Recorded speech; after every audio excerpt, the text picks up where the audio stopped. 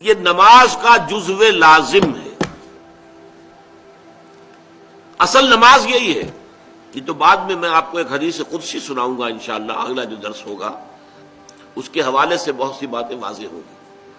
اس وقت یہ ہے کہ اصل نماز یہی ہے، یہ سورہ فاتحہ. چنانچہ میں آپ کو حدیث سنا رہا ہوں جو صحیح بخاری میں بھی ہے، صحیح مسلم میں بھی ہے، جامع ترمذی میں بھی ہے، سنن ابی داود میں بھی ہے، سنن نسائی میں بھی ہے، اور بہت سی کتابوں موجود ہے.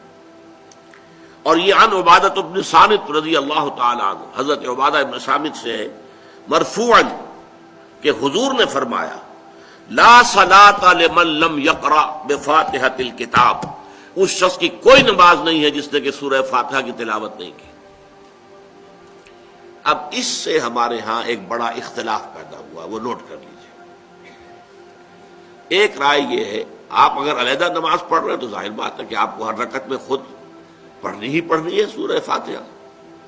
جب باجماعت پڑھ رہے ہیں اب کیا شکل ہے؟ امام پڑھ رہا ہے سورہ فاتحہ تو کیا مقتدی کو بھی پڑھنی چاہیے؟ اس حدیث میں جو الفاظ کی شدت ہے اس کی بنا پر رجحان یہ ہوتا ہے کہ یقیناً اس صورت میں ہر شخص کو لا صلاۃ لمن لم یقرأ بفاتحۃ الکتاب، جس نے کہ فاتحہ کی تلاوت نہیں کی، قرأت نہیں کی، اس کی کوئی نماز ہی نہیں. تو یہ موقف ہے امام شافعی کا، یہی مسلک ہے ہمارے اہل حدیث بھائیوں کا کہ آپ چاہے اکیلے نماز پڑھ رہے ہو، چاہے امام کے پیچھے پڑھ رہے ہو، اور چاہے امام جو ہے وہ جہری رکعت پڑھا رہا ہے اور چاہے سری رکعت پڑھا رہا ہے. خاموشی والی رکعت سورہ آپ کو معلوم ہے کہ نماز جو ظہر اور عصر کی ہے تو چاروں رکعتیں جو ہے وہ سری ہیں. مغرب کے اندر آ کر دو جہری ہیں ایک سری ہے، عشاء میں آ کر دو جہری ہیں دو سری ہیں، سورہ اور نماز فجر کے اندر دونوں جو ہیں وہ جہری ہیں. تو چاہے جہری ہو چاہے سری ہو آپ کو بھی لازماً جو مقتدی ہے اسے بھی سورہ فاتحہ پڑھنی ہوگی. اب اس کے لیے انہوں نے یہ طریقہ جو ہے تلقین کیا ہے کہ امام تیزی سے نہ پڑھے، رک رک کر پڑھے الحمدللہ رب العالمین. اس کے بعد اتنا وقفہ دے دے کہ جو مقتدی ہے وہ بھی کہہ لیں اپنے دل میں یا پڑھ لیں الحمدللہ رب العالمین الرحمن الرحیم. تو یہ رک رک کر پڑھنا، خاص طور پر اگر آپ کو موقع ہوا ہو کسی اہل حدیث امام کی امامت میں نماز ادا کرنے کا تو آپ دیکھیں گے کہ بڑا فرق ہے.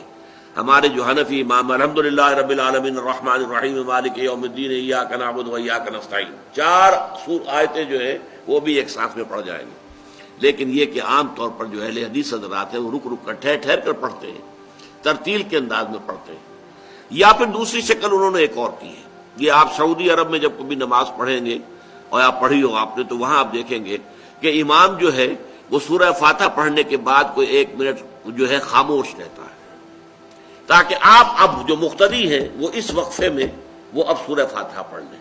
پھر وہ قرات کرے گا، کوئی اور آیات اس نے شامل کرنی ہے تو بعد میں شروع کرے گا، درمیان میں وقفہ ہوگا.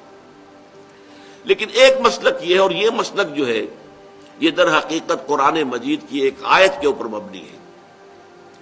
سورہ اعراف کے آخر میں فرمایا گیا وَإِذَا قُرِئَ الْقُرْآنُ فَاسْتَمِعُوا لَهُ وَأَنصِتُوا، جب قرآن پڑھا جا رہا ہو تو توجہ سے اسے سنو، خود خاموش رہو. اب یہ قرآن مجید کی آیت ہے. اس کے بنا پر ایک رائے یہ ہے کہ آپ امام کے پیچھے سورہ فاتحہ نہیں پڑھیں گے. پڑھا جا رہا ہے سنو اس کو، خود خاموش رہو. اور اس کے لیے وہ دلیل دیتے ہیں کہ یہ شکل ایک وفد کی سی ہے. جیسے کسی بڑی شخصیت کے پاس اگر آپ کا کوئی وفد جاتا ہے، 8-10 افراد ہیں، ان میں اسپوکس مین ایک ہوتا ہے، وہ بات کرتا ہے، باقی سب لوگ موجود رہتے ہیں، سنتے ہیں. اسی طریقے سے امام جو ہے وہ گویا کہ آپ کا نمائندہ ہے اور وہ پڑھ رہا ہے الحمدللہ رب العالمین الرحمن الرحیم مالک یوم الدین. تو امام کی قرأت ہی آپ کی بھی قرأت ہو گئی. گویا کہ اس آیت سے، اس حدیث سے اختلاف نہیں ہے، اس کی تعبیر سے اختلاف ہے کہ امام کا قرأت کر لینا در حقیقت مقتدیوں کی طرف سے بھی قرأت ہے. اس میں جو حنفی مسلک ہے وہ بہت سخت ہے، اور وہ یہ ہے کہ چاہے سری نماز ہو اور چاہے جہری ہو، ہر کسی بھی حالت میں مقتدی جو ہے وہ سورہ فاتحہ نہیں پڑھے گا. اب اس میں ذرا سا سوال پیدا ہوتا ہے کہ جہری رکعت میں تو اس آیت کا اطلاق ہو جائے گا، کہ وَإِذَا قُرِئَ الْقُرْآنُ فَاسْتَمِعُوا لَهُ وَأَنصِتُوا، سری میں تو اس آیت کا اطلاق نہیں ہوتا۔